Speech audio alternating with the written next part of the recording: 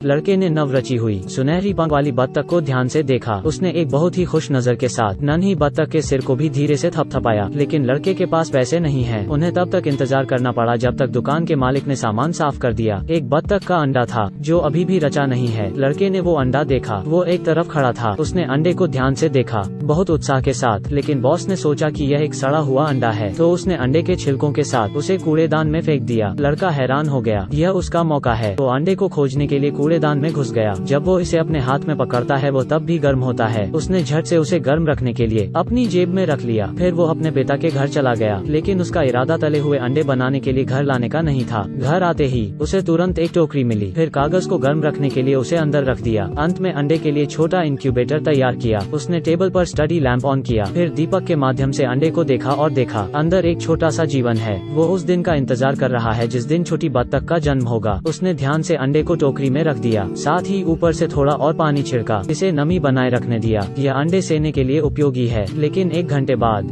कुछ भी नहीं बदला। फिर 2 दिन बीत गए। लड़के ने हमेशा अंडे पर ध्यान दिया लेकिन कुछ न हुआ। लेकिन फिर भी लड़के ने उम्मीद नहीं छोड़ी। जिस क्षण वो कमरे से बाहर निकला फिर अंडे का छिलका हिलने लगा। लेकिन लड़के ने अपने पिता का अनुसरण किया। घर में सिर्फ एक अंडा होता है। अगली सुबह तेज धूप के साथ धूप खिली। खोल को तोड़ने और बाहर आने के लिए कितना उपयुक्त दिन है। यह शांत अंडा। अंत में एक दरार आती है। छोटी बत्तख अंडे के छिलके को तोड़ने की कोशिश करती है। सुंदर गुलाबी चोंच अंडे के खोल पर दस्तक देती है। उसने बहुत कोशिश की। अंत में अंडे का छिलका तोड़ दिया। बाहर से कोई मदद नहीं। यह खुद पर निर्भर है। सौभाग्य से अंडे की जर्दी से ऊर्जा के लिए धन्यवाद। इसमें खोल को तोड़ने की पर्याप्त ताकत थी। अंत में एक प्यारी बत्तख का जन्म हुआ। वो इतना थक गई थी कि उसे नींद आने लगी। जागने के बाद लड़के ने काफी ताकत भर दी है। शरीर पर फर भी सूखा है। वो बहुत प्यारी सुनहरी बत्तख बन गई। वो चल सकती है। हालांकि कदम अभी भी अस्थिर हैं, लेकिन इससे क्या खतरा होगा। इस नवजात शिशु बत्तख ने चारों ओर नए वातावरण की खोज की। आसपास के खतरे को देखे बिना सौभाग्य से यह सुरक्षित उतर गई। लड़का रात्रि स्तंभ की ओर बढ़ गया और लड़के के बिस्तर पर कूद गई। वो मगरमच्छ के मुंह में ठीक खड़ी थी। लेकिन इसकी जिज्ञासा सिर्फ इतनी ही नहीं है। यह तौलिया पर नीचे कूद गई।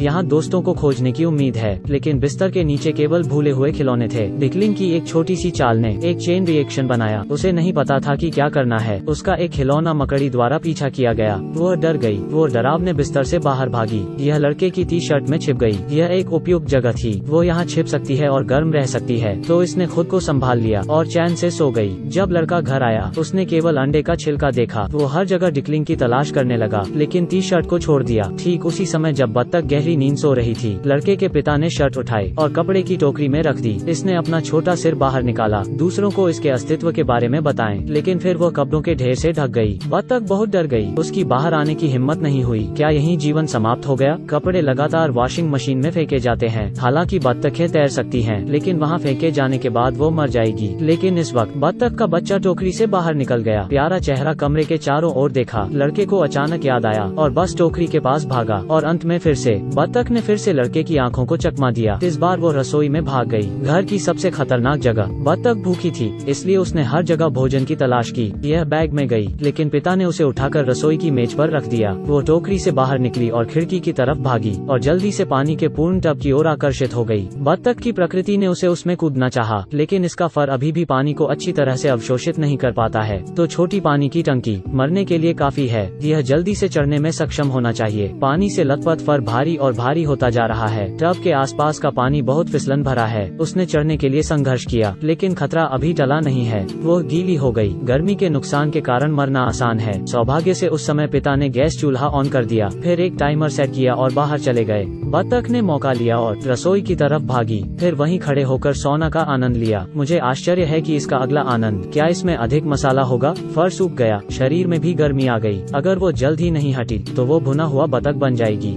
बत्तख का बच्चा अलमारी के किनारे आ गया। इसने अपने पंख लहराए, उड़ना सीखने का इरादा, लेकिन वो फिसल गई और गिर गई। सौभाग्य से वो नीचे गद्दे पर गिर गई। यह दरवाजे पर चढ़ गई। इस समय टाइमर कंपन करने लगा। फल चाकू को धीरे धीरे बाहरी किनारे पर गिरने का कारण बना।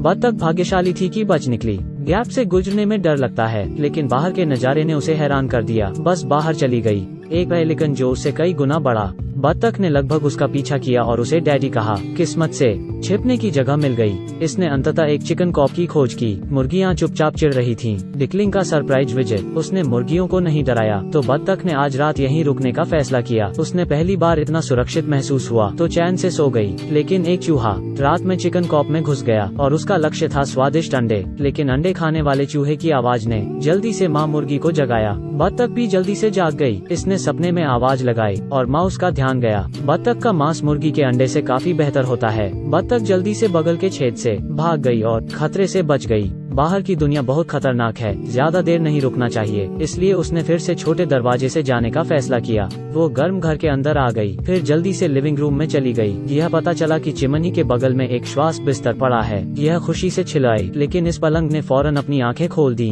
ओह, परेशान न करना बेहतर है। ओह, यह एक बिल्ली है। बत्तख डर गई और जल्दी से छिप गई। वो बिल्ली के डर से कांपने लगी, लेकिन जाहिर है बिल्ली उसे जाने नहीं देने वाली। बत्तख के पास अब छिपने का कोई रास्ता नहीं है। लेकिन सौभाग्य से इस समय लड़का दिखाई दिया। उसने एक खूनी कहानी को रोका। उसने खुशी खुशी बत्तख को उठा लिया, इसे धीरे से स्ट्रोक किया। डिकलिंग भी जानती थी कि कोई खतरा नहीं है। इतनी जल्दी लड़के के साथ बत्तख की माँ के रूप में व्यवहार किया। लड़के ने गृह कार्य किया। उसने इसके अलावा झूठ बोला और उसे देखा। वो और बत्तख का बच्चा रात में भी बातें करते थे। लेकिन एक दिन पिता को लड़के का राज पता चल गया। उन्होंने इसे अस्वीकार किया। लड़के ने बिना अनुमति के अंडा ले लिया, इसलिए वो बत्तख को वापस बाजार में ले आया और इसे विक्रेता को वापस दे दिया। लड़का सहन नहीं कर सका, लेकिन उन्होंने फिर भी इसे वापस दे दिया और बत्तख को भाई बहनों के साथ फिर से मिलते देखा। लड़के को भी उसके पिता घर ले आए। घर जाते समय लड़का बहुत उदास था। जब वो घर गया तो वो ऊब गया और अपने खिलौने ले गया, लेकिन उसने केवल बत्तख के बारे में सोचा। इस समय बत्तख अचानक दरवाजे पर दिखाई दी। इसके पीछे अन्य बत्तखें थीं। यह पता चला कि उसके पिता ने उसके लिए बत्तखों का एक पूरा झुंड खरीदा है। वो तुरंत उसके पास दौड़े और खुशी से उसके साथ बड़े हुए।